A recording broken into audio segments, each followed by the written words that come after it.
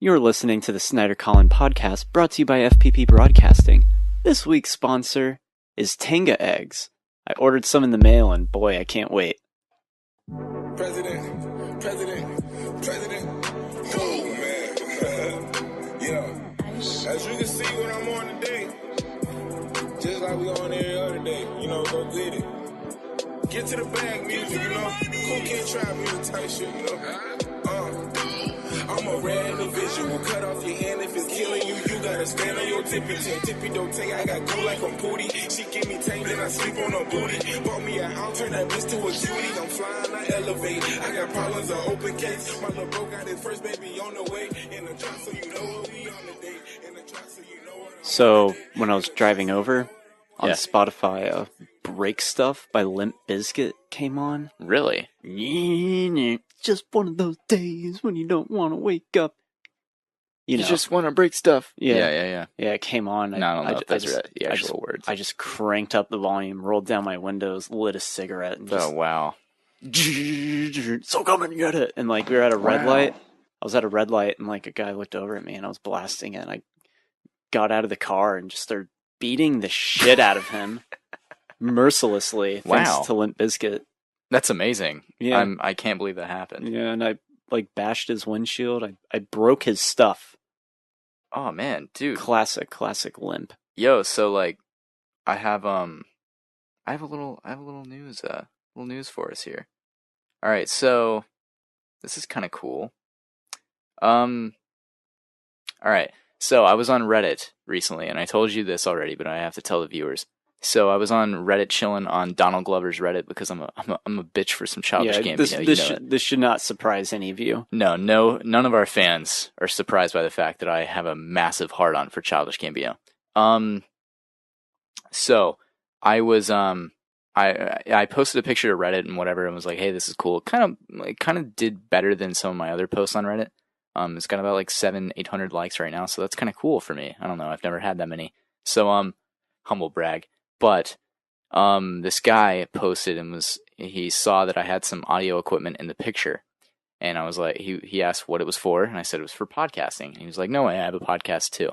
And yeah, so he whatever, we exchanged information and exchanged podcast stuff and whatever. So cool. What's his podcast called? It's called let me remember it. The Unbiased Film is what it's called. And yeah, so shout out to them. Unbiased Film and Unbiased Music. I believe he's on Unbiased Music. So yeah, but I just had somebody commented and said just subbed and downloaded. I think he's referencing our podcast.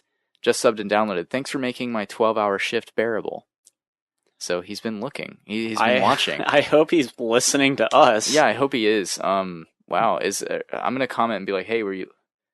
Is this for me?" Just who's this for? Which podcast? Because that'd be pretty cool. Yeah, let's find out. I mean, either way, I'll have to check out Unbiased Film and maybe Unbiased Music. I'm sure it's available somewhere online. Yeah. So everyone, welcome to the show.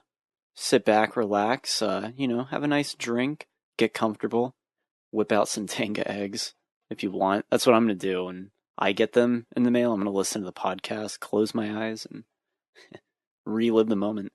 I'm Colin Goody. That guy who's also speaking is Jacob Snyder. Yes, that is me. Yes. So before we get into this movie review extravaganza, I want to talk about death.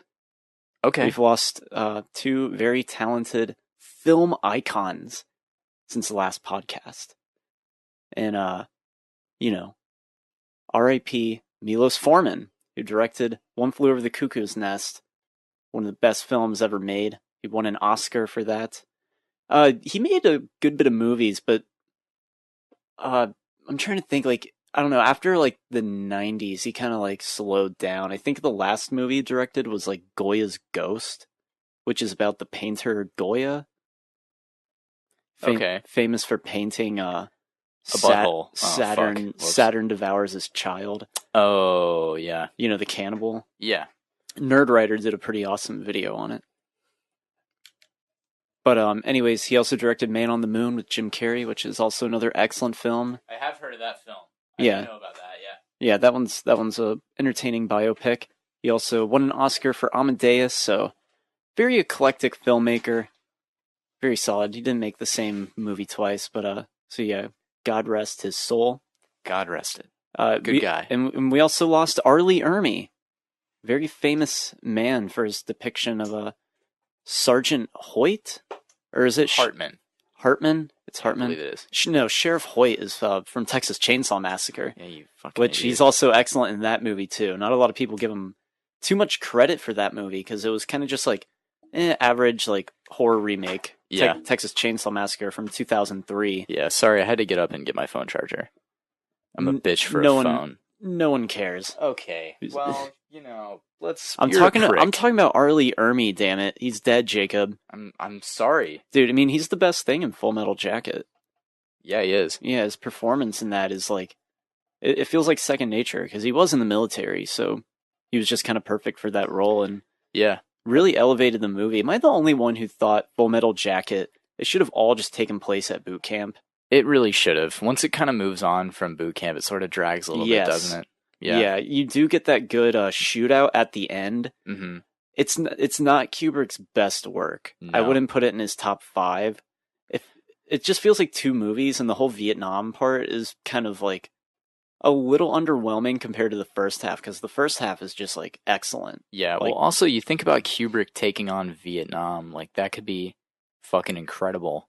And it just kind of wasn't. Yeah, it's kind of just like kind of average. Everything looks like really like the sets. I remember kind of just I don't know. I didn't really believe that I was in the Vietnam War. No.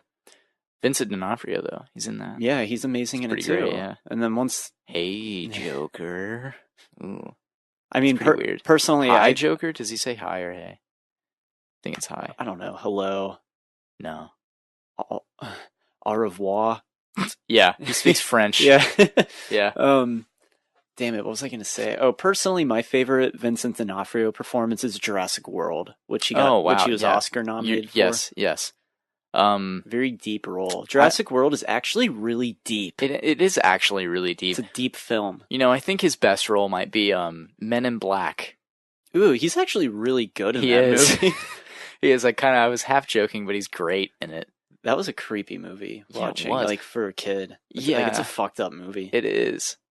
It's got some weird, like the grasshopper monster, like being inside of that thing, like, ew, it's just unsettling for like a kid's movie. The alien like operating a android of like a man. Oh yeah, like in a brain. Yeah, it's pretty weird. Yeah, it's Will Smith gets like eaten by the cockroach, and it shows him like inside of it. And that's what I'm talking about. And it looks very like convincing. Like that's what it would look like, just kind of like blurry goo. Yeah, it's pretty disgusting. Yeah, that's probably not the best movie to watch when you're like 5 and 6 because it is a bit intense.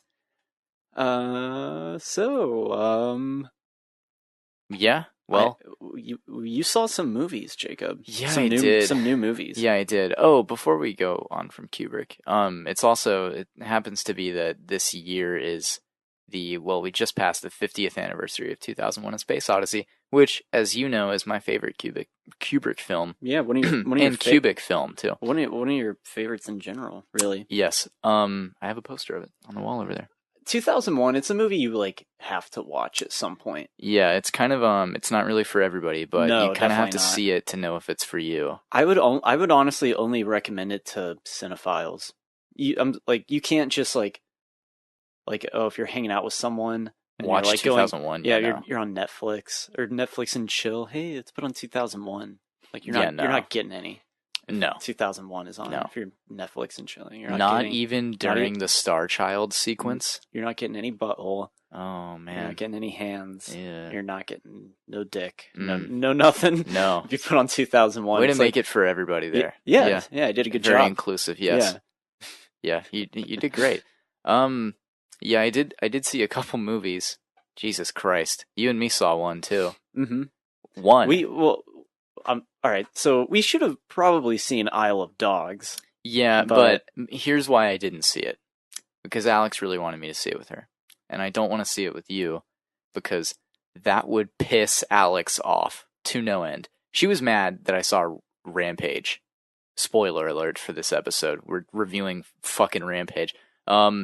She was angry that I saw Rampage without her. If I saw Isle of Dogs without her, I might be girlfriendless right now if I did that. Probably. Yeah. I mean, I didn't really want to see Isle of Dogs anyways, but now that it's out and people are kind of like buzzing about it, like I guess I'll give it a watch. Sure. I thought it looked a little weird. Like, I didn't like the people. Like, the dogs looked fine, albeit they were kind of creepy, but I'm sure that's intentional. Sure. They're supposed to look mangy, but there's, like, people in it, and, like, girls just like, oh my god, I have a crush on this boy. and like, they looked weird. Like, they looked like plastic, like, well, because it's fucking stop motion. Yeah, but it's not, like, charming. Like Coraline. I would say, that had people in, like, stop motion. Well, yeah, but you kind of have to see the whole movie and see if you adjust to it. I thought, like, the Lego movie... Or a better example for me would be Lego Batman because I fucking liked it. Where like the animation's kind of uncanny at first, but then you sort of get used to it. Yeah. And once you get used to it, you're there. I mean, does anyone really get used to Wes Anderson's visual style? It's pretty. I would say yeah, you blend into it. But it's very noticeable. You know, like each new scene, a new set. It's like, you know, visually like striking and like makes your eyes bleed. It's from like all like the pop of color. Yeah, it's like a painting. Each frame is a painting for him. It's pretty cool. Oh boy, Grand Budapest Hotel. It's a great movie. One of Zeke's favorites. Yeah, Zeke was raving. Friend of the show. Yeah, he had a hard on for Grand Budapest Hotel. Although who wouldn't? You know, it's a great movie. Ralph Fiennes, Ralph Fiennes is amazing in it. I don't like him. I don't like his pretentious ass name. No. Ralph Fiennes? It's quite obviously Ralph. His name is Ralph. Yeah, but isn't it like abbreviated? It's just like R-A-Y. He's probably like French or something. I don't know. German. I don't know what he is. German, maybe. I don't know. You know what he is? He's Voldemort. He was Voldemort. Yeah. He was also a guy in Schindler's List, and he was really good in that movie. Mm-hmm. Is Schindler's List Spielberg's best? It's E.T. It's one of them. It's definitely one of his best. What is his best film? I don't know. Like, probably Ready Player One. Yeah. I agree. I mean, like, he's made so many classics. I mean, Jaws, I think, is what most people consider his best movie. And I like Jaws. Jurassic Park is definitely up there. But I think I'd go with E.T. because it's a movie you just can't really replicate. Like, you know, you can make more Jurassic Park movies. They did. You can make more Jaws movies. They did. Albeit they sucked pretty bad. You can make more movies about the Holocaust and, you know, World War II movies. And, you know, he made like his dark sci-fi films like Minority Report, AI, and War of the Worlds. But you can't replicate E.T. You just can't. Yeah, you're right. You can't. Yeah, the movie that captured the hearts of like the world, and you just can't replicate that. So I think that's probably his best overall movie. But if I were to pop in a Spielberg movie and watch, it'd be Jurassic Park. I think that movie has tons of rewatch value, replay value. Jurassic Park is phenomenal. There was a tweet recently that was tweeted that it basically said like the greatest achievement in mankind's history is that Steven Spielberg released Schindler's List and Jurassic Park in the same year. Yeah, it's pretty insane. Like two like classics. Schindler's List, have you seen it? I have. I mean, I think I watched it for a class. Yeah, it's a long movie. It's not a movie that you're gonna like want to rewatch. It has great music. I could play the Schindler's List theme on guitar at one point. Yeah, Johan Johansson scored that, right? Yeah, he won. Yeah, he won an Oscar. He did. Yeah, he beat John Williams for Arrival. Yes, you're right. So Jacob, I wonder what people who didn't listen to that episode are thinking. They're just like, "Wow, what a bunch of fucking idiots!" They're like, "He's dead. Show some respect." Yeah, don't joke about it. Don't say that he scored fucking Schindler's List. Slumdog Millionaire. Yeah, he didn't do that one either. Oh boy. Anyway, what were we talking about? Yeah, like Jurassic. I think it was like it was a great Schindler's List is an amazing drama. and Jurassic Park is like a phenomenal popcorn movie, and both of them redefined the genre. All right, so is there like some sort of thing where people think popcorn just makes a movie better You know, you've asked about that on the podcast? and the answer is that I don't know. I don't know, Colin. Just like if people who get popcorn have a higher chance of enjoying Infinity War more than people who are like eating Sour Patch Kids. Mm-hmm. Yeah, I mean, no, but I mean, you know, it doesn't fucking matter. Oh, I just got that Team Snapchat snap. Oh, cool. Yeah. Thanks, Snapchat. I don't know. We could do a group video with the whole class, the whole FPP Ussies chat. The whole fan base. Yeah, we could. Yeah, join on our. Yeah, all 16 of them. No, I think like popcorn. You told me on the last podcast. Did we mention that? You mentioned it. You were like popcorn. It was from the fair, and then it was cheap food that people could just sell at movie theaters. So they did. Yeah. Yeah. Was that on the podcast or was that in real life? It blends together. It was on the podcast. Okay. Cool. Yeah. Well, like you said that, and that made a lot of sense, and so I liked it, and then I went with that, and I've explained it to 16 other people since. Really? Yeah, I've educated them. Damn. I've said what you said word for word. Way to steal my credit. Fuck you. I haven't done anything. Who was asking? No, I'm kidding. I haven't explained it to anybody. You didn't No one's tweet interested. It? No, I didn't tweet it. No one's interested in the origins of popcorn other than you and me. Where did popcorn come from? Excuse me, you and I. Sorry, I had to be grammatical there. So I think it's just like a popcorn flick. You know, like just sit back, enjoy your popcorn. Because I did that for Ready Player One. I was alone. I had a tub of popcorn, my drink. I had a freaking grand old time. It was great. You brought a Tenga egg? Yeah, I brought a Tenga egg. Just smacked the meat right there in the theater. It was great. It was a good time. So Jacob. Yeah. You went and saw this movie called Blockers. I did. My girlfriend Alex and I, we went and saw the new I don't know who directed it, film called Blockers. Yeah, it's more about the people who are in it. You got like John Cena, that ugly guy from Neighbors, and Leslie Mann. Yep. You know, it was fun. It was a fun movie. That's all. That's pretty much all I can say for it. I mean, like, there was, I'm not gonna lie, like, a good 5 minutes in the movie, I was dreading the rest of this movie. Because it starts off with Leslie Mann, who I will say is the worst part of this movie. But it starts off with her. She's the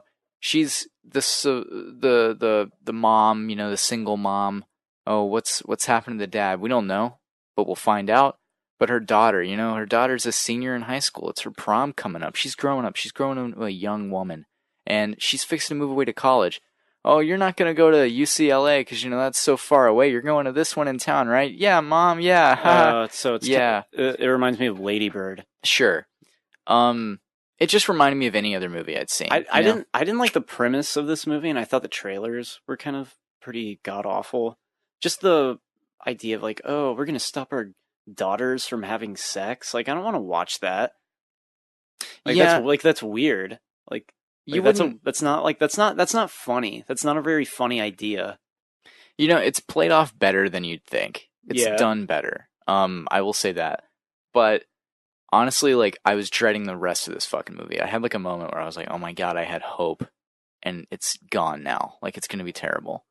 And then John Cena arrived on screen. And he saved the movie. By God, saved the movie. Oh, he saved okay. the fucking movie. And also, not only did John Cena save the movie, but ugly guy from Neighbors saved the movie as well. I'm not going to remember his name, and I'm not going to learn it, so whatever. So Leslie Mann was the weakest link. Yes. Like, what, she wasn't very funny? She just wasn't that funny, no. Just kind of annoying? Yeah, she was mostly annoying. She wasn't the worst thing ever, because, like, coupled with John Cena and ugly man from Neighbors, she's fine, but it's just kind of, you know, I don't know. I cared the least about her character, I'll say that. I heard a rumor. It was on Movie Talk. Oh, it was really? John Schnepp. He was a pretty cool guy. He's one of Yeah. the best people who hosted that show. He's one of the best people you've ever met. Yes. Yes. But John Schnepp said, like, he made it sound like it was true. It might have just been a rumor. Or no, I don't think he said it, but he reacted to it, and his reaction was good. But so Ugly Man from Neighbors, he's in Neighbors too. And like I saw the trailer, and there's like a scene where he's he's in like clown paint or clown makeup or something. Yeah. I don't know. Have you seen Neighbors 2? I have. I actually saw that on my graduation night. So you have seen Neighbors 2. Yeah, I have. So you It's been a very long time, though. But you can confirm that that guy is in like a clown outfit at some point in that movie? I can't. No, I can't confirm it because I haven't. It's been so long since I've seen that movie. He was in some movie, that actor. Sure. Yeah. And he was like in clown makeup, has like a joke or something. And apparently, some people wanted him to like audition for Pennywise based off of that trailer. Really? Yeah. Oh, God. And John Schnepp was like, "That's so stupid. Like, it blows my mind." So yeah, he could have been Pennywise. Well, damn. I really missed out. I don't think he auditioned. That's okay. They're probably like, no. But anyways, so in Blockers, the only thing I know is that John Cena like butt chugs a beer, and then he like shits it on Leslie Mann's tits. Yeah, he does. It's not really. Oh my God! You got poo on my boobs. It's not really like that. It's not done like that at all. That's what would happen if I was writing the movie. Well, I know. That's a Colin Goodyism there. Shit on boobs because you're a pervert. You got diarrhea on my boobs. Oh my God! And then the audience would be like, fecal. Oh, we need more fecal in movies. Do we? Yeah. I think it was fine though. The movie overall was fine. I think that actually stronger than John Cena was Ugly Man because he was great. He was actually phenomenal in it. I would say. I would go so far as to say he was phenomenal. Yeah, I found him quite funny. Yeah, he's been popping up in like comedies. I guess he was in that movie Trainwreck with what's her face, flabby girl, Amy Schumer. Yeah, and I call her that because she's always like, "Oh my God, I'm so fat." She's in the new film I Feel Pretty. Which looks horrendous. She's terrible. I do not like her. She is often accused of joke theft.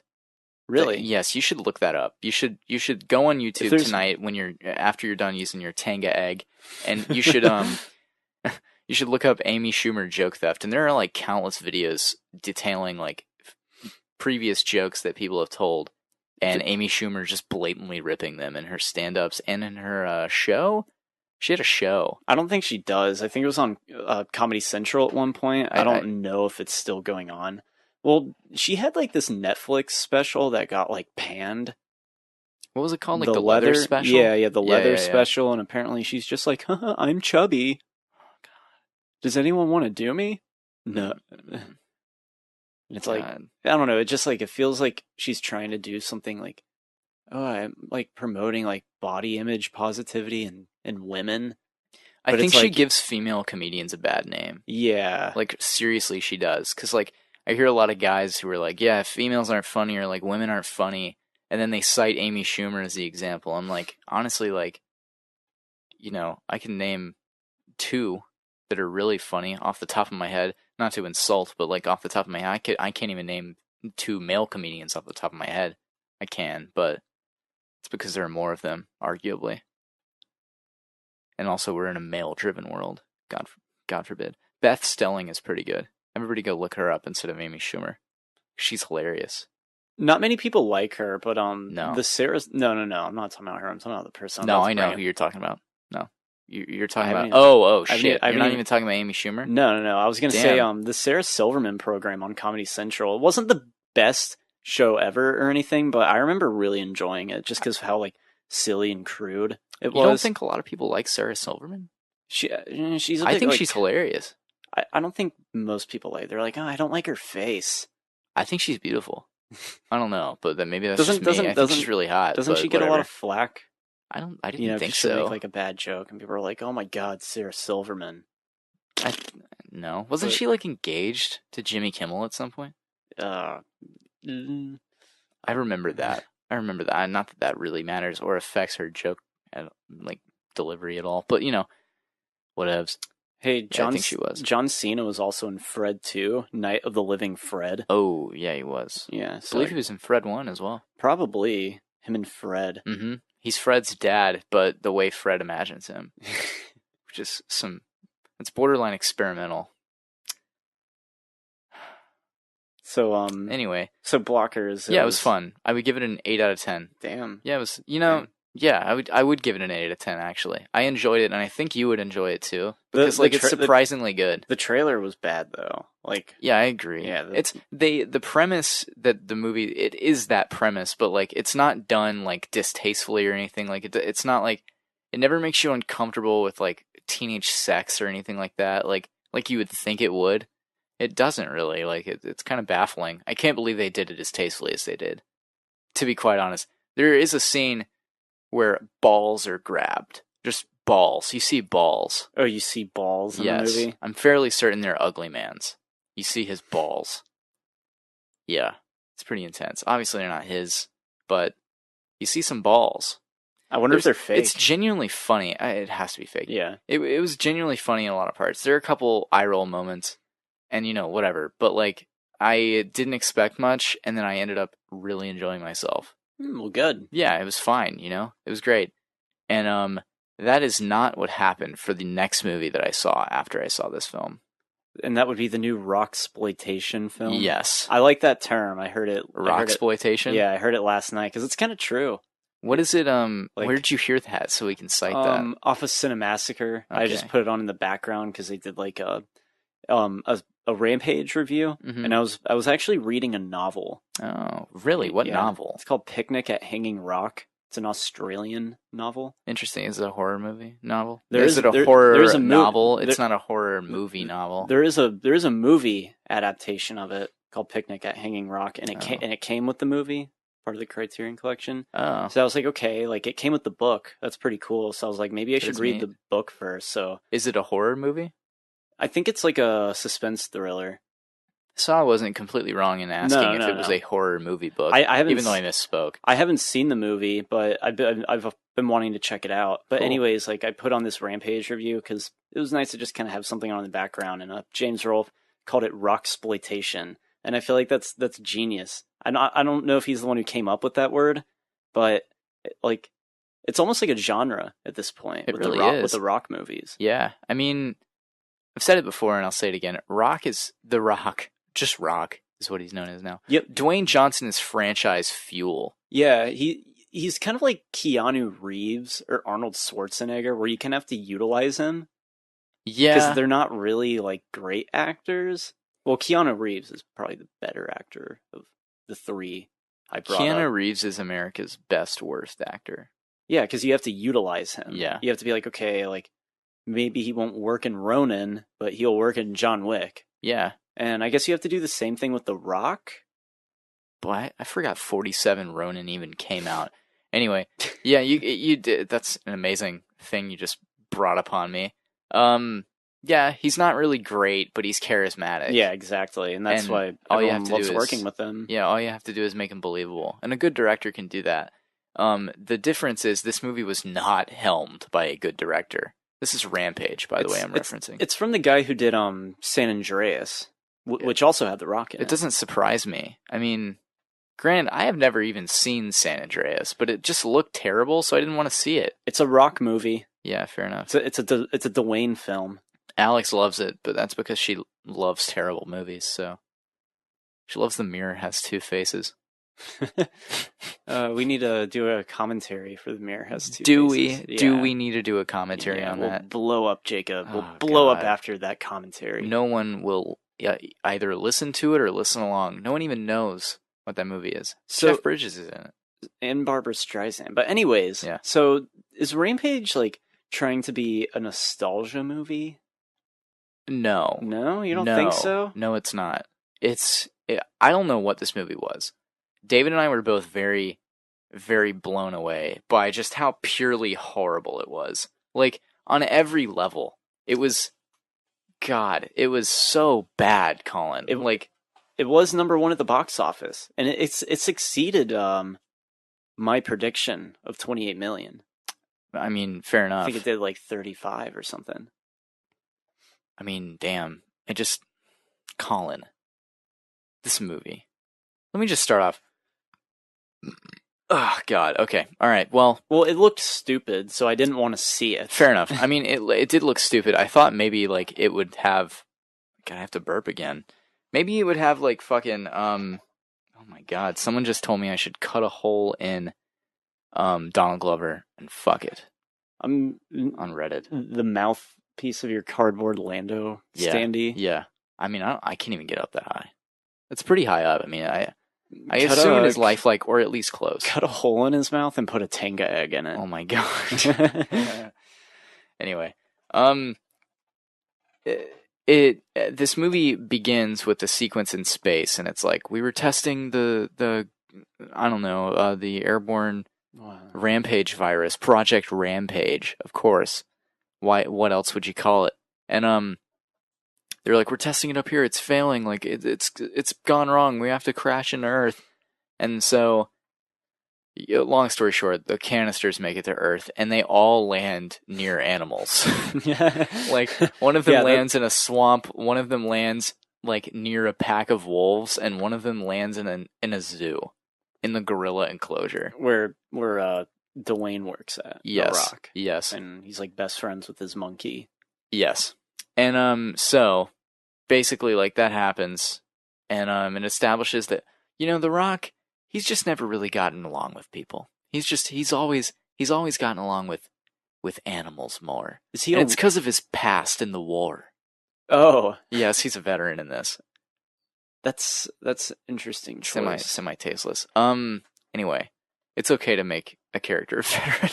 Even though they weren't. It's really dumb. Even when the actor in real life probably wasn't in the military. Correct.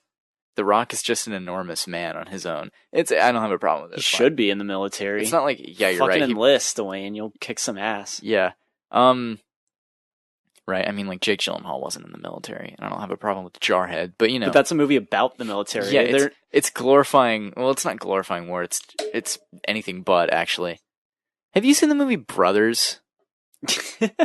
I've seen the Oscar The clip. Yeah, I've seen the Oscar bait Tobey Maguire scene. Jesus, isn't that intense? It's kind of poorly done. Is it? Kinda. I feel I like don't have it's a problem like, with it. I don't know. I remember wanting to see Brothers, but it kind of just came and went. But I've seen that scene, and I don't know. Tobey Maguire, I think that kind of ended his career. Was that movie? I'm drowning, Tommy. I'm drowning. I'm talking about the scene where he's like fucking up stuff in the kitchen, and he's like, his eyes are about to like fly out of his skull, and he's like grabbing it, and he's like, he has like a gun, and he's about to like kill himself. I mean, PTSD isn't like anything, funny. No, well, I'm not laughing at that. you know everything I've done for you. Like you saying, like his acting is so like his eyes were about to fly. Yeah, they're about to out like of his head. They're about to shoot out of his head in that scene. They're gonna like pinball across the room, bing, bing, bing, bing. And he's like fucking up stuff, and like it's like this is almost a brilliant performance, but it kind of it would be brilliant if we didn't already see him in Sam Raimi's Spider-Man. I think like it would be. What's so funny? I just had the giggles. I think it's the funniest thing. All right. It's just we've seen him be like crybaby Peter Parker in Spider-Man, so like we don't really buy him as this like hardened war veteran who's murdered like presumably countless amounts of people. You know what I mean? God, I'm thinking of the scene on the lawn where the cops show up and like they have guns on Tobey Maguire. Yeah, and, like you've seen that. Yeah, it's like the same scene. That's what like it leads into. Yeah, and he's like freaking out. He's about to like murder his wife, and it's like, but like at the same time, like within the context of the movie, like you kind of get it. Like, this guy's been through like the worst thing ever, and then his freaking brother cheats on his wife while he's away. We thought you were dead. We thought you were dead, so it'd be okay. Yeah, it's like, oh my god, like. That's pretty nightmarish to be real with you. I don't know. I don't have a problem with Brothers. Anyway, Rampage. Wow, we just went on a tangent, didn't we? Well, it's based off a arcade game where you play as like a monster, like a ape, wolf, or reptile, and you just like climb up buildings. It's like side scrolling, and you just like beat them up. They fall down. You get points. That's the game. Like, yeah, it's Rampage. It is what it is. It's not really a game that has like a huge following. I don't even know when's the last time they made a new Rampage game, because I know there was one on GameCube. But like, yeah, it's an arcade game. That's it. Yeah. That's all you do. You Yeah. beat up buildings and maybe some like cars and stuff. And it's fun for like 15 minutes. Yeah. It was, and this is no one's favorite game, by the way. Yeah, no Yeah. one's like a hardcore Rampage fan. No, I mean, I'm sure they exist, but they're idiots. So let's move along. This movie was just really badly written, in my opinion. Like, I felt like it was written by a 5-year-old. Like, there were just lines of dialogue in this movie that absolutely did not need to be in there. They shouldn't have even made it out of the first draft of the script. I feel like this movie could have done with 1 to 2 rewrites and would have been fine. Like, it wouldn't have been good, but it would have been fine. Did it have like bad Michael Bay like fart humor and like, you know, not really, not too much. There was one moment of it very late in the film that was, by God, it was so cringy. And I'll explain. Don't worry, I'll get into spoilers. I don't even know if I should do a non-spoiler. The non-spoiler is it was terribly written. The acting is horrendous. Everybody's bad in it. There's not a single likable character in this entire movie. But what about the action? It's boring. It's boring. It's straight up boring. It's not good. The Rampage audience, they don't care about characters or thinking. Sure, I understand that. They just want to see The Rock like shooting a gun at like a giant like wolf that can fly. That happens for maybe 5 minutes in the movie. It's maybe 5 minutes, and then there's like another 5-minute scene with Joe Manganiello where it's like, fine. Oh, also he's in this movie for 5 seconds. And he's supposed to be this badass, and then he ends up getting murdered. So, spoiler alert there, fuckers. This movie's worthless. It's just the action is there's not enough of it to justify this film. It should have been a Pacific Rim Uprising. I had a good time with Pacific Rim Uprising because of the action. I didn't think it wasn't pretending to be something else. This movie is pretending to be something else, pretending to be like a good character drama, like that just so happens to have giant apes and giant crocodiles and giant wolves in it. There's nothing compelling about the characters it tries to thrust at you. So most of the movie is just like people talking. Yes, it's a lot of people talking.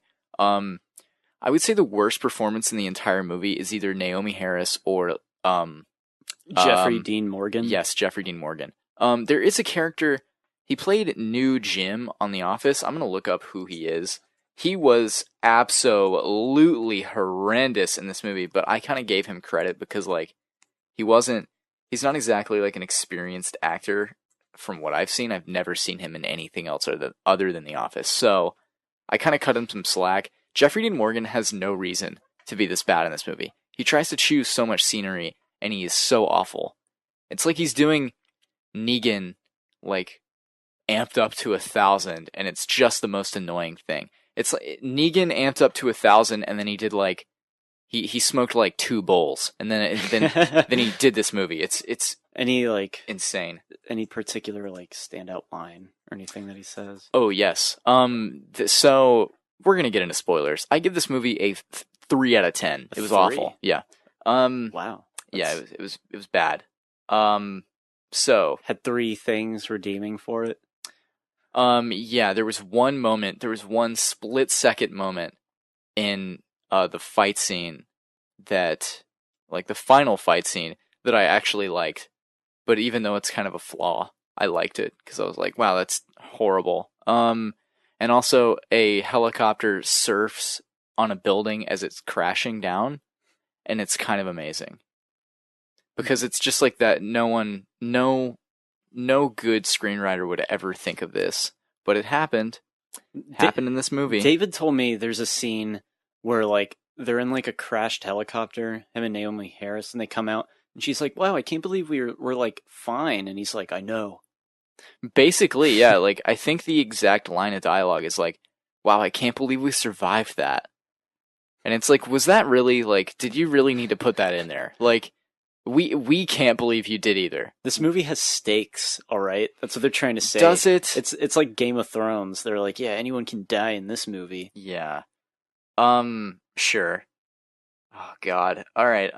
So, by the way, Jake Lacey is the guy who is from The Office who's in this. He's so bad in it. He is so bad in this movie. He's the worst performance by far, but I cut him slack because Is he's not as experienced as Jeffrey Dean Morgan is.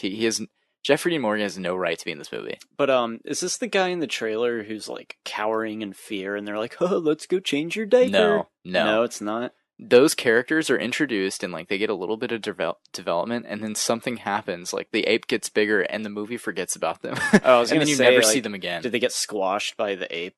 They might have died in the ape escaping scene. They might have died, but like by the end of the first act, they're completely out of the picture.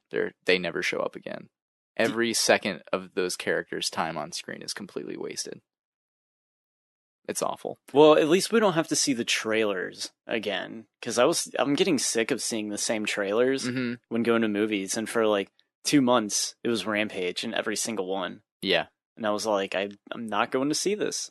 God. Especially after Pacific Rim Uprising, I was kind of like, okay, like been there, done that. I don't want to see another movie like destruction movie. Yeah, I get it, but I will. Okay, and apparently this one's a lot worse. Yeah, there is the line of dialogue from Jeffrey Dean Morgan I was thinking of. There is a scene where it all takes place in this building owned by a company, like the science company that is behind Project Rampage, and it reminds me of another thing I'll get back to. This movie is very it's very derivative of things. The last act of the movie is the Avengers. Like in every way, because it's like shot during the day in a big city. Yeah, it is. I can kind of see that because they show all that stuff in the trailers. Yeah, there's a way on the nose Avengers comparison to be made. Is it the 360 camera shot? No, they don't do that. No, they might, but I don't know if they did that. Like the last half of the Avengers, the last act, I mean. So they've evacuated, or they're like trying to evacuate the city or whatever, and the military is like, we gotta bomb it, we have to bomb it, and your Nick Fury character, Jeffrey Dean Morgan, is like, no, you can't bomb it, you can't do that. He's playing a country cowboy like the whole time, and he's awful. So he's not the villain? No, he's like the Nick Fury character. He's kind of just like, he's not always for you, but he's not going to be against you necessarily, you know what I mean? And so he's basically convincing the military not to bomb it, and then so the military's about to bomb it, the nuke is about to hit, and then they see that, it's Dwayne "The Rock" Johnson and the gorilla. They're left standing, and the crocodile and the wolf are dead. Yay! And so they pull back, and no nuclear bomb has dropped. So then what was the point? Yeah, it's exactly. It's like, what? But it's the Avengers. Do you see how it's the Avengers? How they're at the end of the Avengers, they're like, we have to nuke the city. We're gonna nuke them. We're gonna do that. Yeah, I don't specifically remember that from the Avengers. It's a pretty major plot point in the Avengers because Nick Fury's like, no, you can't do that. It's insane. I'm gonna RPG a plane. He's like, this is New York. Yeah. Why don't you just let the heroes do this? They've been working at it for 20 minutes. Give them some time. Anyway. It was the Avengers. Let's just say that. I've seen the Avengers more than you. Yeah. Yeah. And you know this. Yeah. You know that I've seen the Avengers at copious amounts of time. So anyway. So what other movies is Rampage trying to be? The Amazing Spider-Man, because they have a tower on a building that does a thing that's very crucial to the plot, and at the end, the tower falls down. So it's the Amazing Spider-Man. Okay. You know what I'm talking about? Yeah, in the Amazing Spider, the disease thing that shoots out the cure or whatever. Yeah. They're shooting out. There's a tower that they open up. It opens up very similarly to the one from the Amazing Spider-Man, where they broadcast a signal that attracts the monsters to New York, or I think it's Chicago actually. Yeah. But it's basically New York. It's essentially why the same thing. Why would they want them to go to Chicago? Because that's where they want these Rampage. It's really unclear about why they want them to come to the company building. So they can destroy it? Not really. It's just we got to get them here. There's really no reason for this movie. I mean, if you want to stop them, like bring them to like Wyoming or something, where there's like nothing. There's no buildings for them to hide around and well, destroy. it's not the government that wants to do it. There's like this corporation that's evil. It's Oscorp, okay. essentially. Yeah, there's another one for you. Businesses are bad. Fuck the corporation, man. Yeah. This sounds like it's actually really deep. Yeah, it really is. It just the Jeffrey Dean Morgan line anyway. So things are crumbling down. All the buildings are falling, and yet the building with the tower on it has somehow not fallen yet. Oh, thank God. Yeah. As an audience member, you're on the edge of your seat. Just right. Like, don't fuck up that tower. Right. And like, this is before Dwayne "The Rock" Johnson and Naomi Harris surf the building when it falls with the helicopter, which is an incredible scene. Jeffrey Dean Morgan is in the bottom, and he's like, "Hey, so Jake Lacey, shitty actor, give me the laptop, and then I'll let you go." And he's like, "Really?" I'm like, okay, well, like, whatever, that's an easy decision. That's the easiest decision I've ever made in my life. And like, so he hands it to him, and then he walks out, and he's like, "My life is great." And then he gets crumbled by debris, obviously. That happens. It's a very obvious comedy gag. Yeah. Yeah. And Jeffrey Dean Morgan pulls back and goes, "Oh, man, that was a lot." Like, he can't stand the sight. And it was awful. Funny. Yeah, no, it was delivered just like that. So it's supposed to be like Marvel humor? Yeah. That like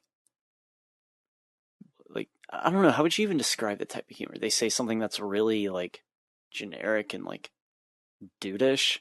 Yeah, they say dudish dialogue. It's very general audience-y. Like they thought people would laugh, but this theater was dead silent at that. Did not have a good time with that at all, or really anything else in this movie. I wish I could jump in, but I'm smart. No, it's okay. I'm a smart man who saved his money for a better movie. Yeah. Somewhat. The Michael Bay humor at the end, basically like Naomi Harris and Dwayne "The Rock" Johnson are sitting there and they're talking to the ape, and the ape's like, "Well, are you guys friends?" In sign language, he says this, and Dwayne's like, "Yeah, we're friends." The Rock is like, "Yeah, we're friends. Yeah.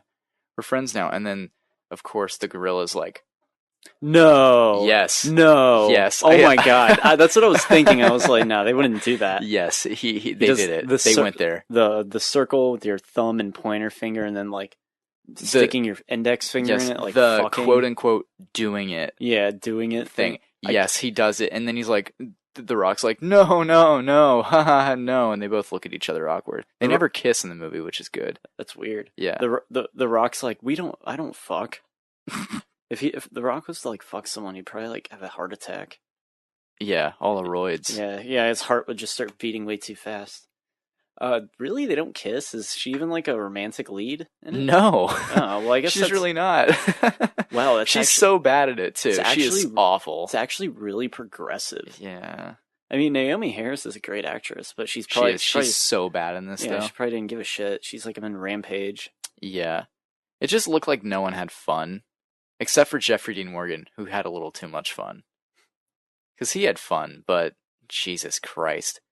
It was awful. There's a villain in it. It's Malin Ackerman. What has he been? She. Yeah, she's a real cunt. Oh god, she was in Watchmen. She played Silk Spectre. I thought she was horrible in Watchmen. Well, she was pretty terrible in this too. So there you go. She was really bad in Watchmen. Yeah, I remember. She was awful in this. The only character that I even almost liked was this colonel that was on screen for like 6 seconds, and he tells Jeffrey Dean Morgan, "Stop it with the cowboy bullshit."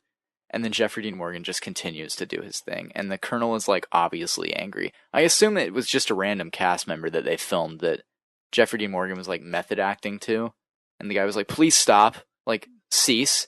All right. And all right. What I don't understand is that Jeffrey Dean Morgan, he's popular for playing Negan on The Walking Dead, the crazy villain. So why wouldn't they have him? Why wouldn't they have him be the villain in the movie? Maybe it seems to subvert expectations. He plays a good. I mean, like, it's nice to see like a traditional villain, play a protagonist or play like an ally to the protagonist. You know what I mean? Like Willem Dafoe works now as a good guy, because of you seeing him as a villain so many times, or in such an iconic role like the Green Goblin. You know what I mean? Like, yeah. he works in a movie like The Florida Project, or like, not that I've seen it, but he does work in it. I've seen the trailer. He works. He plays he's in Odd Thomas as a good guy. He's in Odd Thomas. He Willem is. Dafoe. Yeah, I he is. don't remember him. Did he work at the kitchen with Odd? No, he's the police chief. I don't remember Willem Dafoe in Odd Thomas. Willem Dafoe plays an insane, over-the-top villain in Wild at Heart. Oh yeah. Yeah, and he has like rotting teeth. It's pretty great. He also plays Ryuk. Yeah, he does. He does the voice. Unfortunately, I imagine he did the CGI too.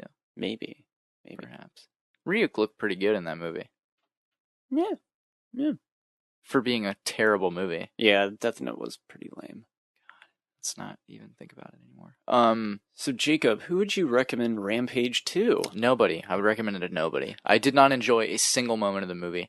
The one positive was when it looks like all the monsters are gonna fight like together, like 3-on-3, I guess. You know, like free for all. All three monsters fight. And the alligator just rips the wolf's head off. Like, really on the nose. Is it bloody? Yeah, it's pretty bloody. Really? Yeah. The movie itself has some like pretty horrific violence in it. Like, you see the gorilla eating people. Damn. Like, but yeah, there's no it blood. eats people. No. Yeah, that's it's cutaway. That's how you get around it. Yeah, Just don't show like, blood. The wolf like eats Joe Manganiello. It eats him. It's and then like I like to think like the ending of this movie, this gorilla is like saving people. He's helping people down from the building, and meanwhile there are humans in his stomach digesting. It's kind of gross. It's a little Men in Black. What if they like cut open the wolf's stomach like the gorilla did with like a fucking like shard of like metal or something, cut out his like gashed his stomach open and just a bloody heap of corpses spilled out onto the street. God. How disgusting would that be? Oh, Jesus. And then when the wolf dies, he like loses his bowels, and The Rock and Naomi Harris get covered in poo, and they're like, "What? Awkward." And like, is this your idea of a first date? Oh my god. See, like, it didn't have that type of like lame stuff in it. No, it didn't. No? It just had that one gag, like the one doing it gag that the gorilla did. It was really stupid. There are just continuity issues galore. There's, for instance, there's a scene at the beginning where The Rock and the gorilla knuckle touch, and that's clearly their thing. And then there's a scene later on where Naomi Harris is talking inspirationally to The Rock, and she gives him a knuckle touch, and they do it. But like, the thing is, knuckle touch. It makes me think of Drake and Josh. Josh is like knuckle touch. Oh yeah. I do know that reference. I understand that reference. He does it like he whips it out. Like, knuckle touch. God. Josh Peck, what a comedy genius. To get a little off topic, Josh Peck, he actually has a YouTube channel. Yeah. Yeah, he does vlogs, and it's actually fucking horrible. I bet. Yeah, it's god awful. It's terrible. Don't watch it. If you want to watch terrible vlogs of like rich hot people in California, it's kind of unsettling. Yeah. I don't like people from Hollywood. Let's not make our vlog like that. It's like, hey, we're gonna eat a bunch of wings from different places. It's like, this is what privilege looks like. Yeah, pretty like, much. This is why every other race hates us. Yeah. You know what I mean? Like, that's it. That's the reason right there. That's that bingo. So check out Josh Peck's YouTube channel. It's pretty god awful. Yep. Sorry if you're subscribed to it. I have a question about Rampage. Spoilers. Sure. Does the ape go back to its normal size at the end of the movie? No. It doesn't. There's no like, oh, we have a cure, sprays the gas in the face, and then you just see him like shrink down to normal size. No, nothing happens like that. Unfortunately, there is no scene like that. But he the ape plays dead at the end. Like, it pretends to die. David told me about that. Yeah, and it's basically just to get an emotional reaction from the audience.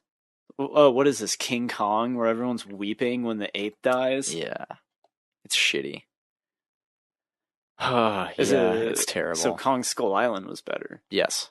Does anyone care about Godzilla anymore? I liked Godzilla. Yeah, but there's no hype around Godzilla and King Kong. Dude, I'm fucking hyped for it.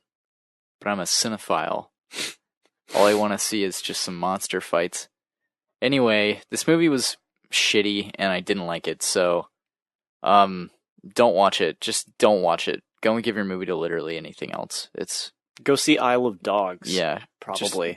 Go watch Grass Grow. You'll like it more. Go like find a new shelf at a pawn shop. Yeah. Oh, one more thing.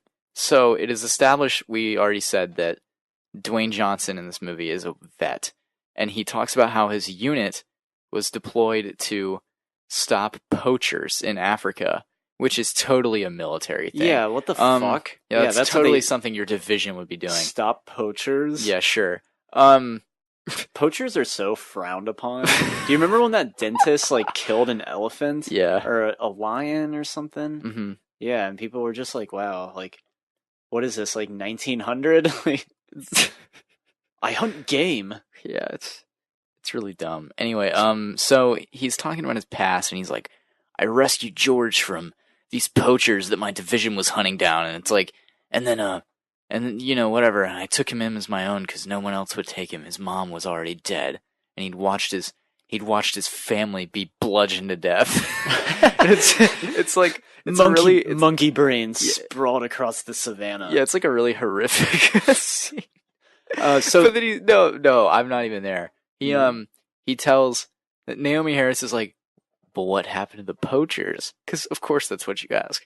And he's like, well, they shot at us and they missed, so I shot at them and I didn't miss. Wow, that's so lame.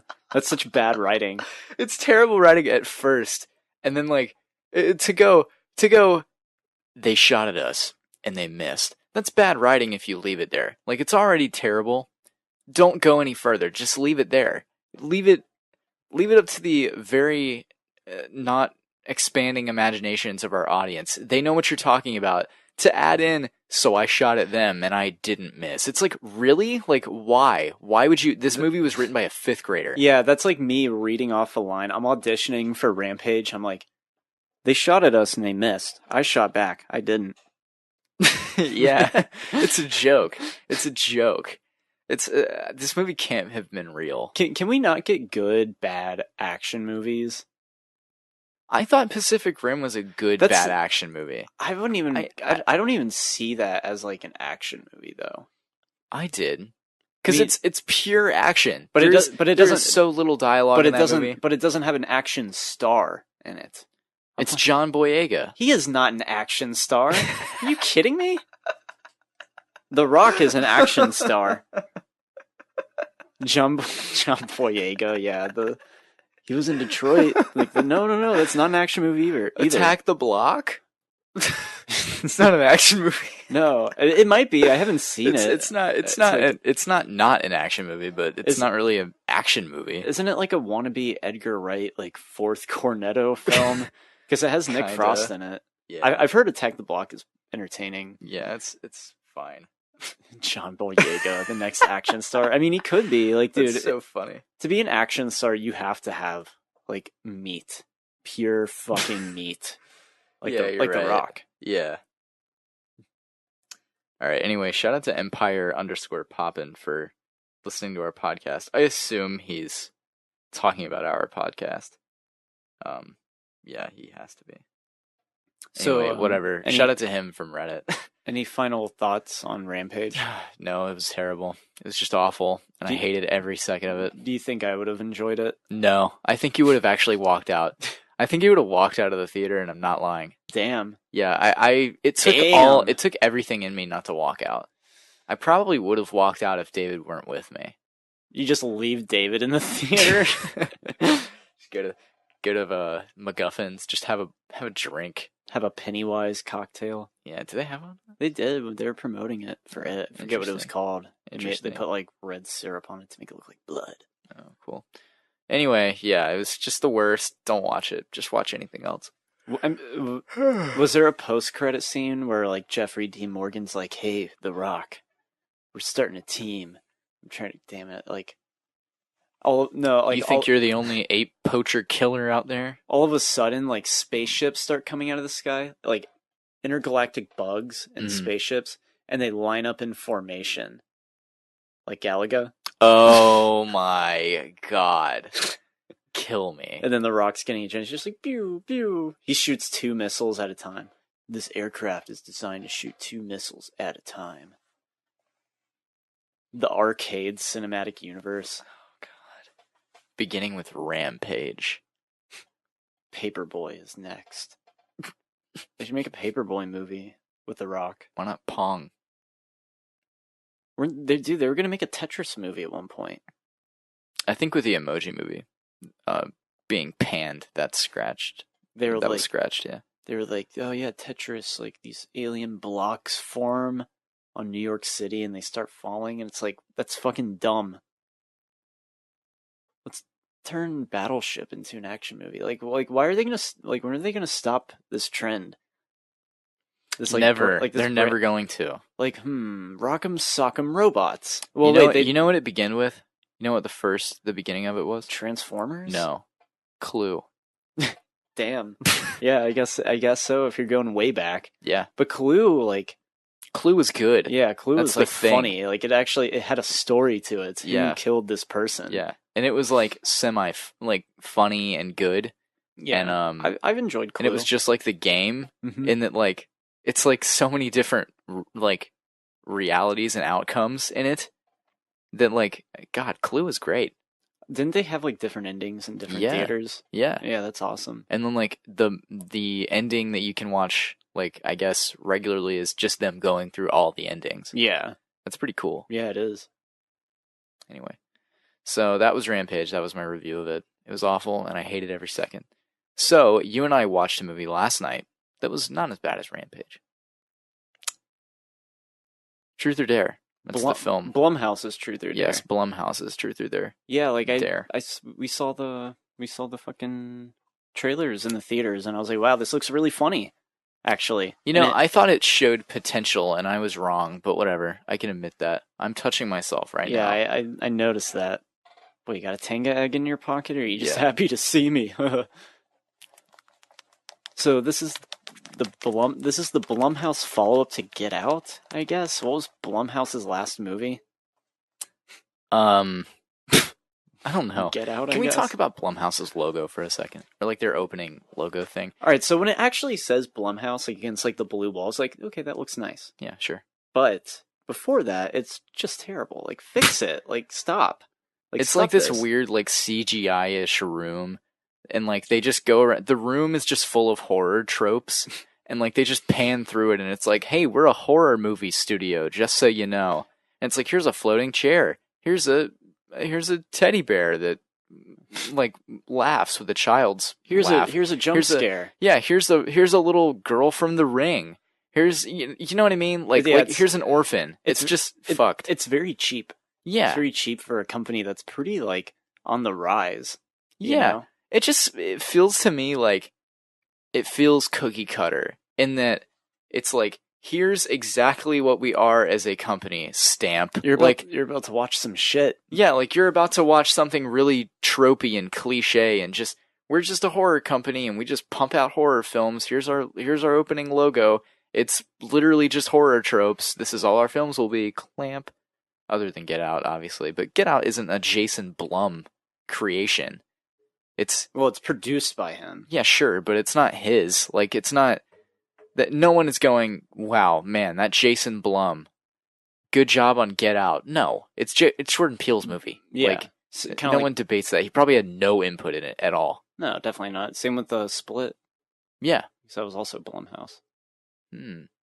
Is Glass being made under Blumhouse too? Yeah, I believe so. That's wild that M. Night Shyamalan's even working with the studio. You know, I think Blumhouse, they have like 5 of these movies. I was telling you about this. Yeah, just like 5 on deck, already pre-filmed. Yeah, already edited, already scored, already credited. Shot them all in like 6 days, too. Yeah, and they're just waiting for like these like dates to like dump their movie in. Mm-hmm. Yeah, I mean, Hunter and I, we had a theory over dinner. A candlelit dinner. Yes. And we were, we talked about how I lost my train of thought, and I don't know what I'm saying now. I can't remember what I was talking about after I cut off. What did Hunter and I talk about? Jason Blum. Yeah. Oh wait. Yeah. How he keeps like making. They never pump more than like $5 million. 5 million. Yeah, like 5 mil into a movie, and then like they just spend it all, so they can't like they never make a movie for like more than that. They just you know what I mean? Like they're just like, well, we blew the entire profits of the film on booze celebrating the film. So we have to make another one for 5 million, and they just keep on resetting themselves back to where they were. Like, God forbid they expand and like make a really high budget movie. They don't need to. That's the thing. They don't. But at the end of the day, like, Truth or Dare is really cheap, and like it doesn't look good, but like it doesn't need to. No. It looks like it's budget. Yeah, it looks like a $3.5 million I think movie. Split had like a $10 million budget, or no, it might have been less actually. It probably was. Split like looks 5. incredible. Yeah, and Man. Get Out looks good. Granted, it does just like take place at like a nice home for the movie, but it still looks pretty nice. So we fucking stop that. Jesus, that was annoying. Sorry, Dick. I don't know. Truth or Dare. Honestly, I thought it was entertaining. It was just silly entertainment. I mean, yeah, I agree. It was just silly, and I didn't have a problem with it. I thought I thought it was hilarious. It really was. It felt like it was intentionally funny too. Not like, oh, it's so bad, it's funny. Like, no, like this movie like knows exactly what it is. I agree. When you have a character like Ronnie in it, who's just like, about I never say no to shots. That was hilarious. All right, so let's just jump in to the beginning of this movie. Yeah. So spoilers and all. Yeah, spoilers ahoy. Yeah. All right, so the movie is. I would give it a 6 out of 10. Yeah, me too. Like I didn't hate it because it's like, I don't know. I feel like that's a little too high for me. God, you're a dick. I don't know. I think that's a perfect review of this movie. 6 out of 10 is perfect because it's just not good, but it's not bad. Yeah, because it is pretty entertaining. This is the type of movie where it's like get drunk with a group of friends or like get high and like you'll have a blast. Sure. And there's nothing wrong with that. There's nothing wrong with like enjoying like a stupid bad little horror movie. Yeah, no. It's fun. I enjoyed this more than Pacific Rim. And you're entitled to that opinion. I didn't enjoy this as much as I enjoyed Pacific Rim. I mean, yeah, Pacific Rim was a much bigger spectacle, but it didn't make me laugh like Truth or Dare did. No, I mean, I guess you're right. Yeah, I felt like I don't know. I felt like most of the humor in this movie wasn't really that. I don't know. It's hard to say if it was on purpose or not. Is this a hidden masterpiece? It's a secret gem. Yeah, It just seemed like everyone was having fun making the movie. Like, no one seemed like they were miserable. No. You know? Yeah, I guess you're right. Like, apparently those Snapchat videos that are shown, like, the montage, yeah, they were real, some of them. Well, cool. Yeah, like, the cast had a good time together, which is kind of neat. As annoying and millennial bullshit as it was, at least they had a fun time. Yeah. But that's when, like, I was getting worried. I was like, oh, god damn it. Like, here we go. And this is a very millennial-centric movie. They all have, like, Apple, Macs, and iPhones on deck. Yeah. And they're just like, mojitos, brunch. Yeah, day drinking. I have a YouTube channel. Day drinking. Yeah. Because that's okay. It's all right to day drink, people.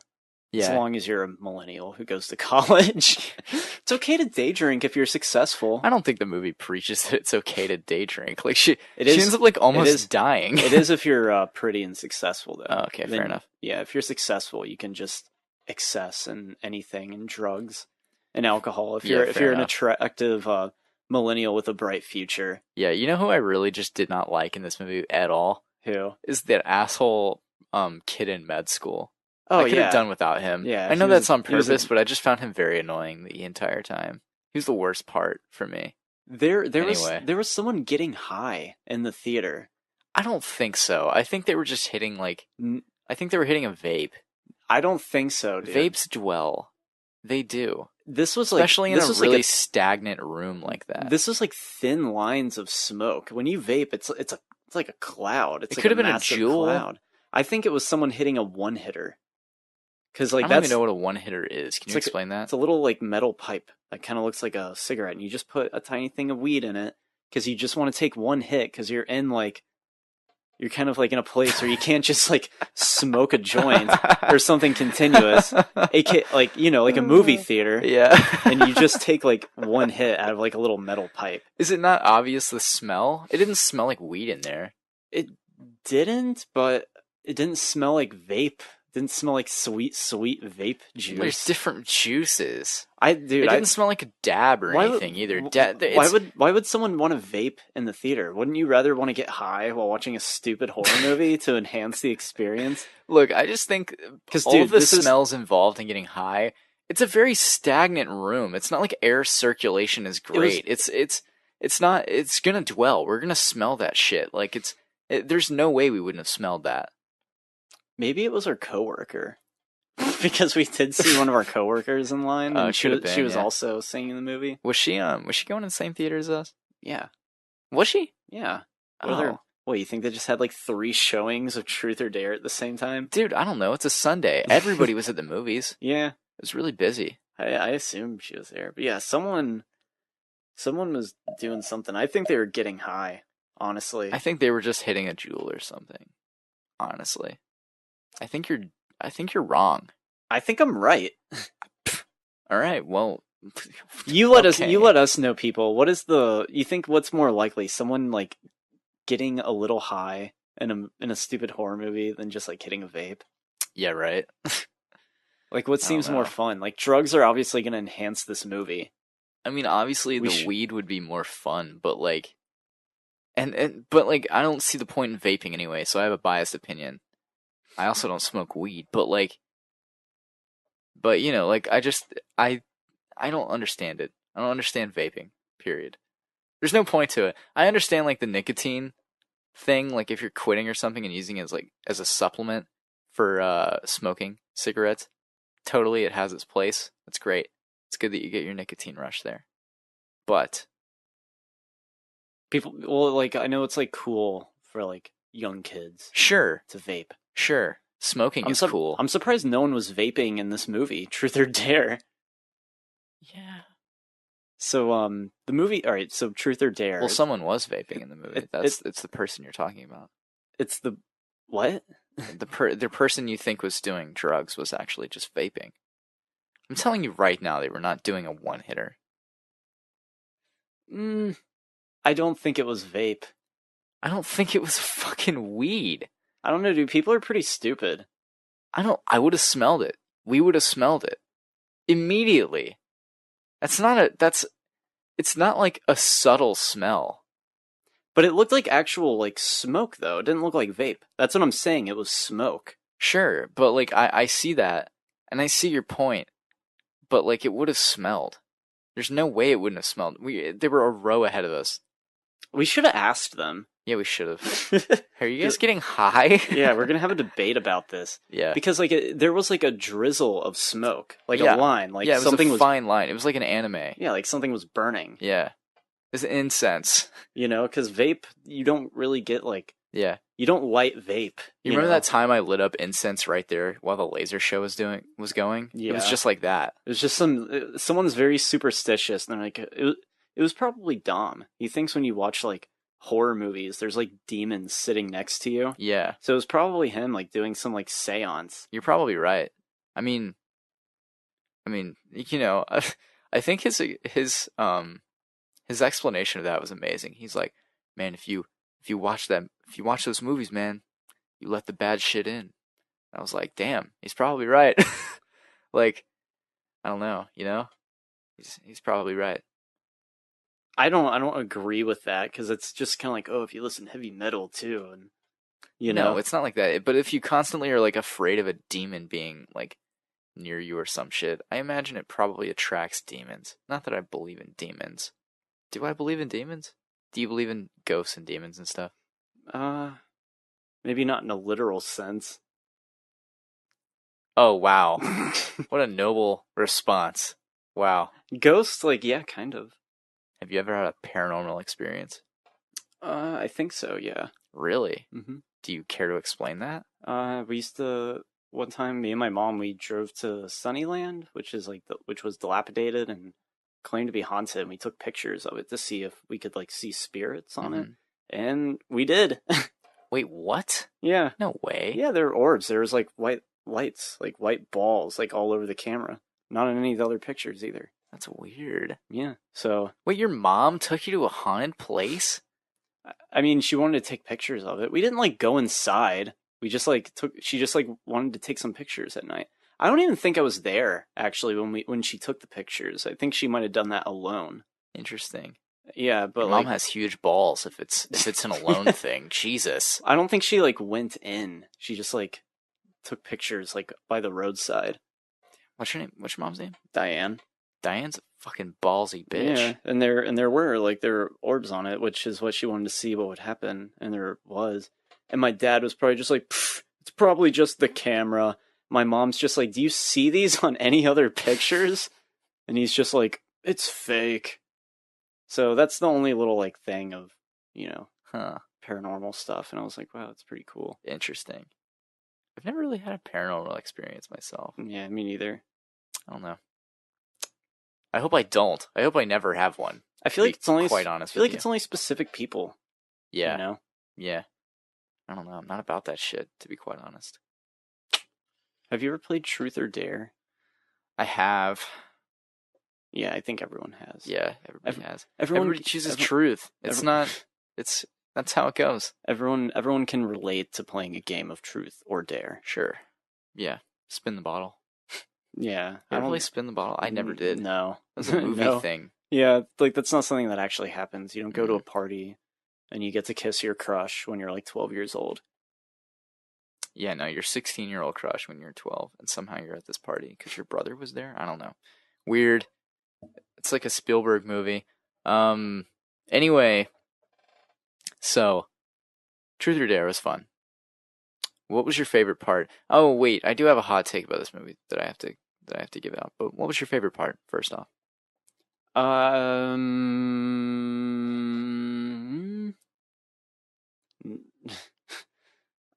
Isn't that a tough question? I never asked that. I do know my favorite part. It's kind of a spoiler, though. Okay, well, spoilers ahoy. We've already given our real review of it. It's when Olivia is talking to Marky. Yeah. And she like tells her about like, oh, I was with your dad the night he killed himself. And I was like, wow, this is blowing my mind. I liked that because it was unnecessary, but like, why the fuck not? Too. Like, why not just put that like twist in there? Like, it was a decent little twist. I liked it. No, I figured that was the case too, because like, yeah, they brought up that, oh, you're still keeping a secret. Yeah, it shows her watching video of her dad, and she's clearly seen that video a lot. She's reciting it word for word. She watches it a lot, so he's dead. He's like, I'm cooking swordfish burgers. Yeah. So it's like, what happened to her dad? And then like a scene later, it's like, the night your dad took his own life. Yeah, it's like, wow, is that really necessary? Like, do you really just say those things to your friends? Like, my God. But way to remind her. So to even like explain what this is about, it's about a haunted game of Truth or Dare. Yeah. Haunted by the demon Calyx. Yeah. I guess. I guess it's a fake. That was not added on. I guess it's a fake demon. So these kids, these millennials, they're on spring break in Mexico. And the main girl, Olivia, is like, she's like, oh, really? Like, we're still doing spring break? Like, no, I don't want to go to Mexico to get shit-faced. And they're like, come on, do it for me. The world's going to tear us apart. Right. That really is their exchange. So they go and they all like, they day drink because they're successful millennials. Millennial. The gay Asian guy, I actually recognized him. He was the love interest in The Edge of 17. Really? Well, the secret love interest. Like, the girl didn't have a crush on him at the beginning, but by the end. And, yeah, sure. And I was like, he seems kind of gay. And then this movie comes, and I'm like, oh, I guess he is gay. I mean, I love that. Dude, it got like an audience reaction. Yeah, it did. It did. There were two just versions of our audience. One was super cynical and like just laughed at everything like us. And then the other one was like really invested in it and was gasping at some things, like, Yeah. he killed himself. She was there. He tried to rape her. It's like, whoa. Marky is the dumbest fucking character. Yeah, she is so awful. And like all these terrible things happen to her. So Olivia, the main girl, like she kind of looks like Olivia Cook, so I guess that's why they named her Olivia. Yeah, I guess so. And she's the best part of this movie because she looks like she's just having a blast and she's just like going with it.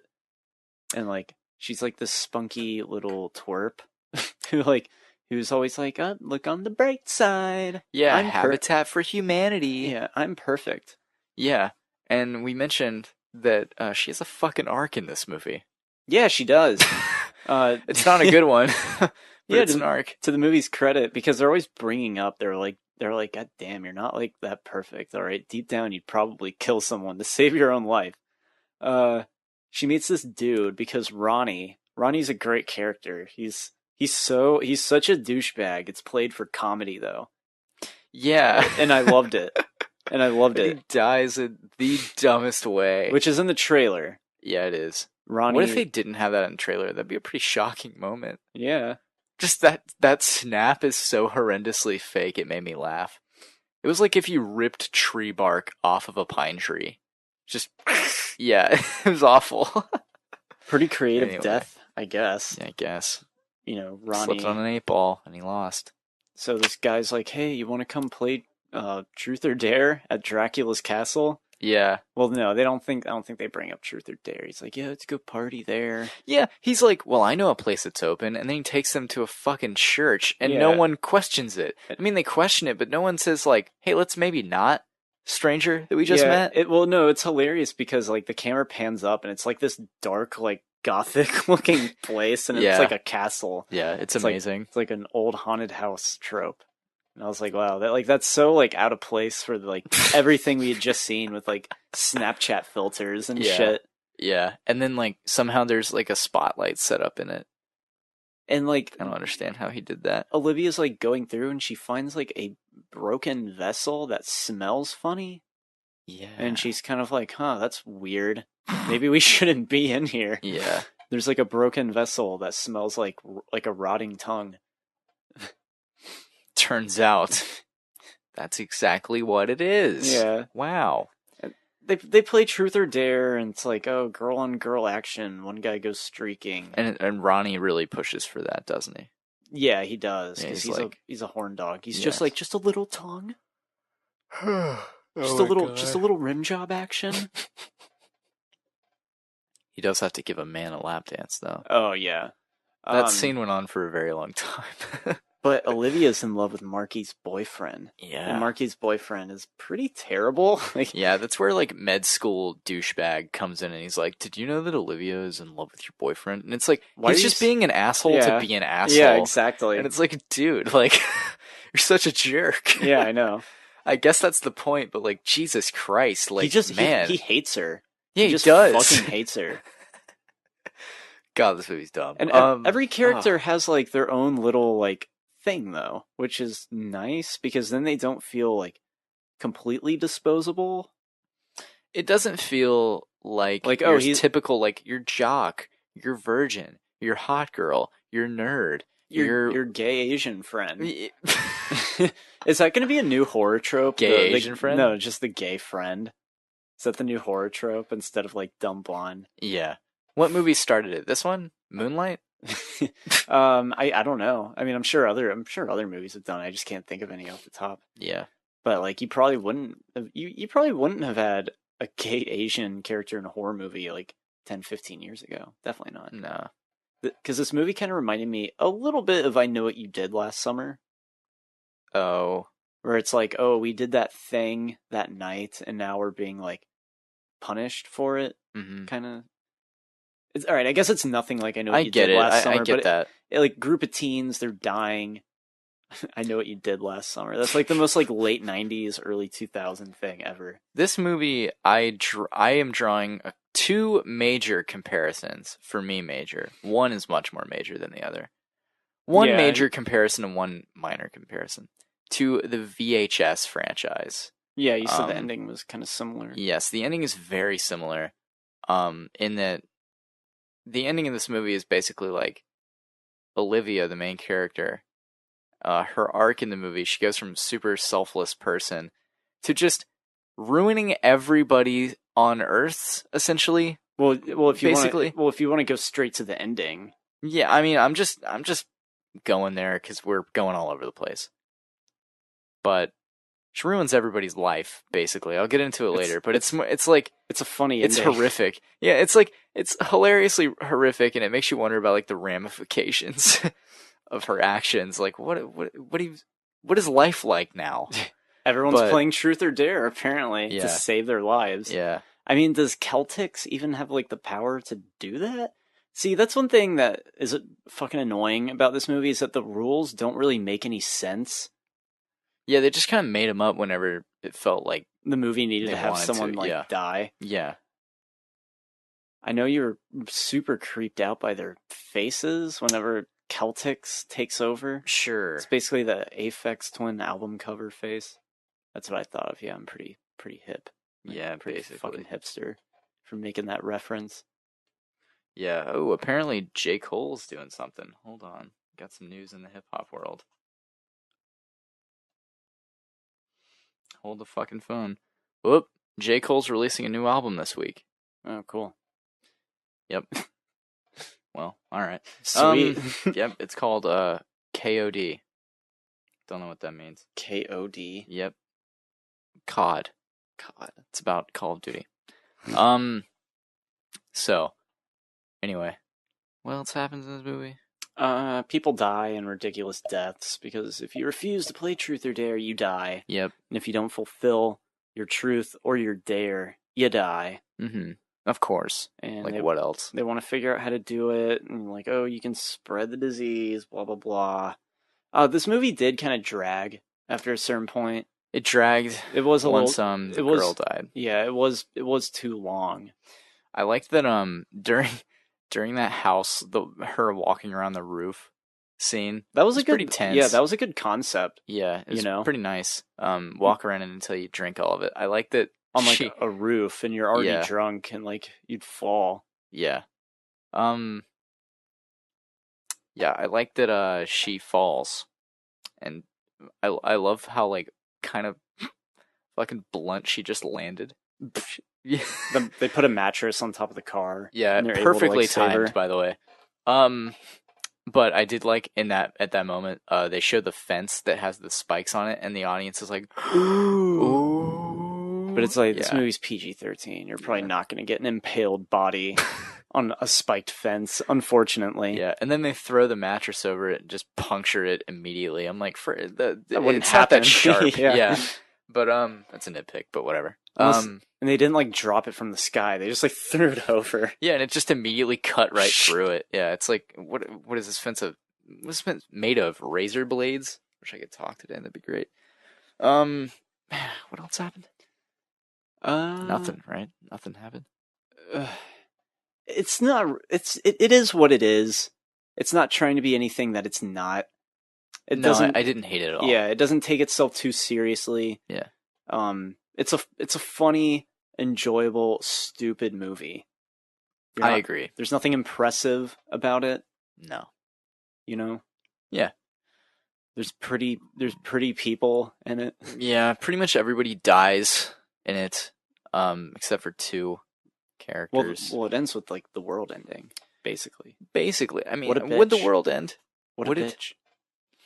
You know what? Yeah, the world would end because Calyx would be like, he'd take over some. Nothing can stop me. He'd take over someone like in charge of like the nuclear codes and be like, I dare you to nuke like Russia. And you have to do it or you die. Yeah, and it's like that would happen. Like, yeah, it's ridiculous. This movie is so stupid. Yeah, but in a good way, I guess. I would recommend it, like watching it on Netflix with a group of friends. Sure. So you can laugh at how bad it is. Yeah. I don't know. I liked it. It's kind of hilarious. It's very similar to the ending of VHS, Viral, because they end up all seeing the video at the end that makes you crazy, and so the entire world goes crazy. And this similar thing happens at the end of Truth or Dare. Yes. Because it's kind of like It Follows, where it's like, oh, it's like a curse that you can pass on. Mm-hmm. So there's only 2 of them left. So Olivia's brilliant idea is like, oh, I'll just broadcast it to the world. Yeah, to her YouTube channel that just so happens to have like major like following. Like apparently they don't really get into her YouTube channel. I think they do say that. They much. mention it quite a bit. They do mention her YouTube channel quite a bit. They're like, oh, you should just post on your YouTube account. They're just, she's just like, oh, I'm waiting on my silver button in the mail. That would have been amazing if they said that, because that would have been smart. Because you can be like, oh, she has a big following if she's getting a silver button in the mail. Even better, a gold button.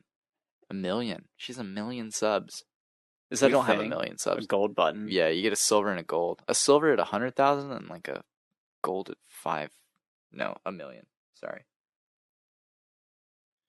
But yeah. So it's good shit. What would happen if Elliot Rogers' YouTube channel got 100,000 subs? They'd send it to you because you're the most invested person in that shit. like would they because it's kind of like a meme to subscribe to the channel, and it has like 50,000. Really? Yeah. That's a meme to subscribe to that? I don't. It's not a meme, but people are. It's kind of like that mentality. Yeah. I'm gonna subsib. Like something that's never gonna post a video. Yeah. Again. The serial killer. So would he get a? In like 10 years, his fucking dad gets it from YouTube. Congratulations, Elliot Rogers, for 100,000 subs. Oh my god, that'd be amazing. Yeah, but the other comparison to VHS I had was that Lucy Hale is the main character's name. She there's a scene where she is forced to have sex, basically, with a friend of hers who she has a crush on. It's the male lead who's horrifically bad in this movie. He's like a Mario Lopez looking motherfucker, kind of. Yeah, sort kinda. He's literally only chosen because he has a creepy face when he smiles creepily, I think. But they have to have sex, and it just so happens that Lucy Hale, or it's his turn next, and so Lucy Hale like chokes him and turns into the smiley thing, and she does not even look like herself. Yeah, like she doesn't even. She looks like a completely different person. She looks like actually the demon woman from the first skit from the first VHS movie, which I know you haven't seen, but if you do, look up V/H/S, because that is the official title of the movie. Demon Girl, and then she looks like that. Yeah, and you showed me a picture, and I was like, oh yeah, I can kind of see it. I see what you mean. Yeah, like a wide-eyed, like dark hair. Yeah, like kind of just creepy. Face, yeah, in general. So like that was what I likened it to. You know what I mean? I thought it was hilarious when all right, so the whole thing starts when they get invited. Yeah. Because the guy's like, oh, I'm going to pass Truth or Dare on to these millennials. Millennial. Mm-hmm. And then, like, they find him, they bring him back, and Olivia has a gun, and it's just, like, them, like, at night, and she's just, like, holding him hostage. And it's hilarious just seeing, like, this, like, little girl with, like, this, like, gun. Like, she, like, I'm not fucking around. It is really Shoots funny. It twice. I loved this movie. I, for one, loved this movie. It was better than 10 Cloverfield Paradox. You mean the Cloverfield Paradox? Yeah, I keep wanting to call it 10 Cloverfield Paradox. It wasn't as good as 10 Cloverfield Lane. No. But 10 Cloverfield Lane was a good movie. But that Hunter hates. Does he? Yeah, he said really? He hates it. He said he hated the end of it, at least. Yeah, Oh. He does not like it. Oh. I thought he loved it. 10 Cloverfield Lane? Yeah, I remember he was like raving about it when it came out. He hated it. No, I don't think so. The way he talked about it at dinner, he hated it. Should we call him? I don't think he's going to answer. What, do you think he hates us or something? No, I don't think he's going to answer his phone. He's probably at work or something. Man, I think I'm a pretty high priority to Hunter.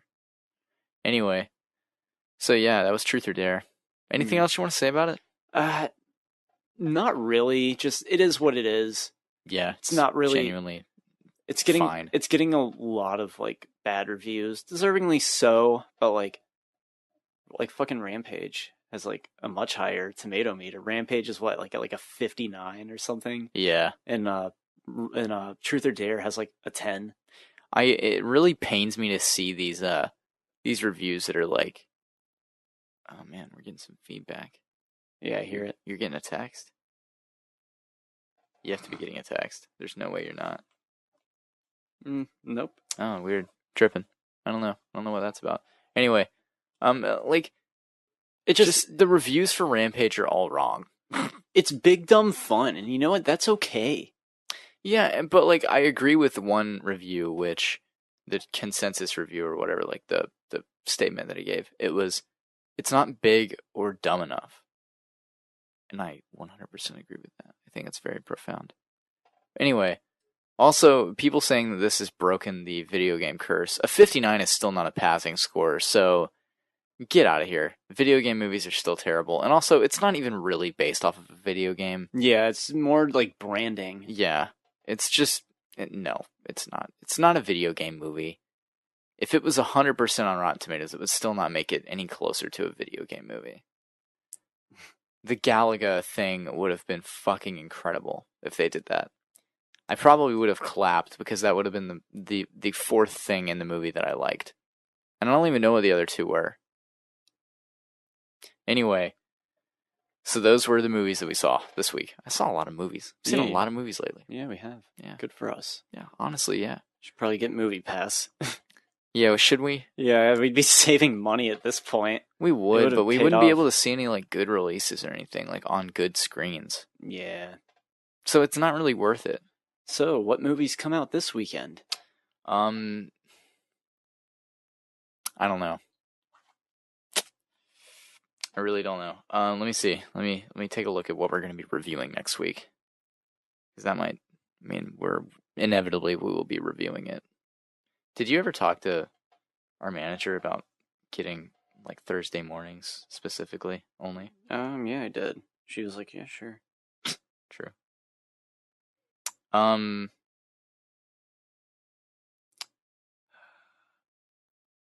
Super Troopers. Oh, fuck. I'm not going to see that. A movie that wasn't funny 15 years ago is getting an even less funny sequel. April 13th, which today is the 16th. Overboard comes out. Oh, Jesus. yeah. On a Yeah, Ferris. right. Other than that, it's pretty much Avengers. Traffic. Oh, God. Oh, what's that movie with, like, the mother and, like, her family is, like, being held hostage? It Yeah. looks so bad. It looks does. so cheap. It looks so terrible. It's Breaking In. Yes. What a terrible title. That's an awful title. It comes out on it comes out on Mother's Day. Naturally. Yeah. It's like How poetic. It's like mom exploitation. You know? And we're like, oh my god, if they laid hands on my kids, Right. how far will one mother go? Because what? They're just like holding them hostage because they want money? There's a lot of money in here. And she's like a ninja. She's like clinging on to like ceilings and stuff. Yeah, she's like incredible at everything. Yeah, she's like agile as fuck and like Yeah. stealthy. Like that looked like a piece of shit, and so does Traffic. Why are these going to theaters? Like they look terrible. They do. I don't know. There is Tully, which is a Charlize Theron release. Oh yeah, yeah. That's supposed to be like a comedy. Is it? I didn't even know. Yeah. That. It's about like this overworked mom, and then like this woman totally shows up. Yeah. I do know what you're talking about. Yeah, I It's supposed to be a heartwarming film. I think it's from Jason Reitman and Diablo Cody. Oh, stars of Arrested Development. Oscar It's winning. the first thing that I thought of. You know, Diablo Cody. Yes. Oscar winner Diablo Cody. Is that like a stripper name? That can't be her real name. I think it was her stripping name. You know, I'm gonna look it up. Okay. You do. Yeah, the Oscar-winning writer of Juno. Oh. Because there's no way her real name is just Diablo. Yeah, we named you Devil. Yeah, we named our daughter Diablo. Alright, so all you big Diablo Cody fans out there. Hey, Collin. Damn, you shave your nipples?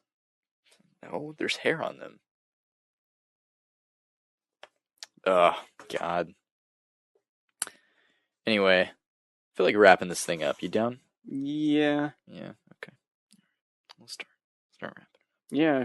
Diablo Cody was her stripper name and her pen name for her screenplays. All right. Well, thanks everyone for listening to these cool movie reviews and hot takes. You can follow me on Twitter at Collin Goody. Absolutely. You can follow you on Twitter, which you're not on Twitter, so Collin_Goody. You're not there. There's a link. It doesn't take you to anything. Where's your YouTube again? You can look on Collin After Hours. New videos coming soon at some point.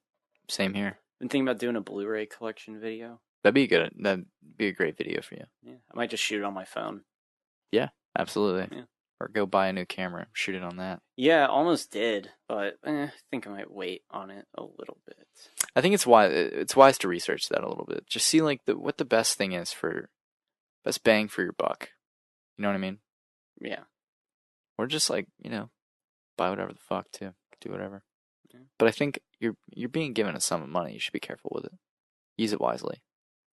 Anyway, you can find me at Instagram, Twitter, Tumblr, Reddit, at Jacob's Wetsuit. As always, those links are in the description, most of them. And if not, you can search it. Thank you for listening, guys. You can find us on YouTube also at FPP Creative Group. You just search us. There's new podcast every Wednesday. There are sometimes other videos on there. I'm trying to get some more videos out, but it's finals. Once I have finals done, we'll do some more videos and they'll be up, and we'll just do that, and that'll be fine. Anyway, thank you guys for listening. Really appreciate it. Shout out to, let me give a quick shout out here. What, some All right. Reddit friends? Yeah, one particular Reddit friend, Empire_Poppin. Thank you for listening to our podcast. Apparently he told me an hour ago, just subbed and downloaded. Thanks for making my 12-hour shift bearable. So he's been listening to us for 12 hours. God help his soul. I wouldn't listen to us for 12 hours. For 12 I couldn't imagine. straight hours? Yeah, that's insane. Absolutely not. I can hardly do this podcast a day of the week. Yeah. And same. I know that's harder for you because you hate this podcast. But yeah, also I will. Help me. Oh my God. Yeah, he's trapped. He's trapped in this podcast. Also, shout out to the Unbiased Music Podcast and the Unbiased Film Podcast. You can search those up on iTunes. I'm sure they're available elsewhere too. I haven't checked, but I met them on Reddit too. And Reddit's a great place. It's a great little community. Just go over and r/Donald Glover. Go and sub to that Reddit. But anyway, those are my shout outs for the week. I just thought I'd give them a shout out. We collaborated with them a little bit. I'll have to check out their pods. Nothing. We haven't collaborated with them at all, but I collaborated with them on my Reddit post, and that was pretty cool. But yeah, check out their podcast. I'm sure they're great guys. I listened to one of them briefly. Or gals. Yeah, they could be gals too. The one I listened to, they were guys, but that's okay. But go and check them out. It's pretty cool. Anyway, have a great one, guys. Hashtag Goo for Violence, as always. So long, Screwy! Yeah, so long, Screwy. Take it easy, guys. Have a good one. We'll see you next week. You talking to me? Me? You talking to me? Bye. Talking to me? Goodbye. Goodbye, Travis Bickle. Bye. Wow.